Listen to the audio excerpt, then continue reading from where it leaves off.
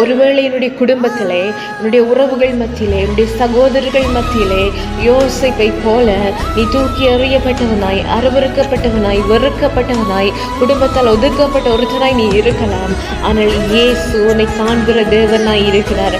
அன்றைக்கு யோசேப்பை வெறுத்தார்கள், குழியிலே போட்டார்கள், அரண்மனைக்கு விற்கப்பட்டான். ஆயினும் கர்த்தர் யோசேப்போடு இருந்தார் என்று வேதம் சொல்கிறது. அன்றைக்கு அந்த யோசேப்போடு இருந்த தேவன் இன்றைக்கு உன்னோடு கூட இருப்பார். இன்றைக்கு உன்னோடு கூட இருப்பார்.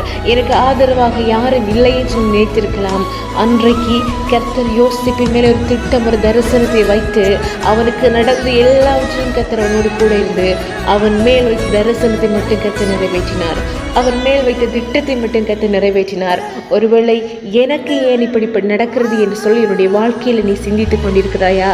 உன்னுடைய வாழ்க்கையில கர்த்தர் ஒரு தரிசனத்தை, ஒரு திட்டத்தை வைத்திருக்கிறார். அது முடிவிலை விளங்கும். ஆரம்பத்தில் இது புரியாது. ஆரம்பத்தில் ஏன் இப்படி நடக்கிறது என்பது எங்களுக்கு புரியாது.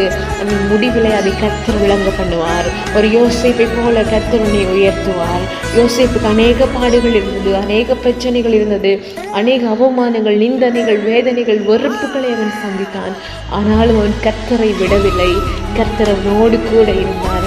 அவனுக்கு எந்த தரிசனத்தை கர்த்தர் வைத்தாரோ, அவன் எதை தரிசனமாக கண்டானோ அது அவனுடைய வாழ்க்கையில நிறைவேறும்படி கர்த்தர் அனுக்கிரகம் பண்ணினார். இன்றைக்கும் ஒருவேளை நீ அப்படிப்பட்ட சூழ்நிலைகளை தவித்துக் கொண்டிருக்கலாம். கர்த்தர் உனக்கு செய்ய வேண்டியதை அவர் செய்து முடிப்பார்.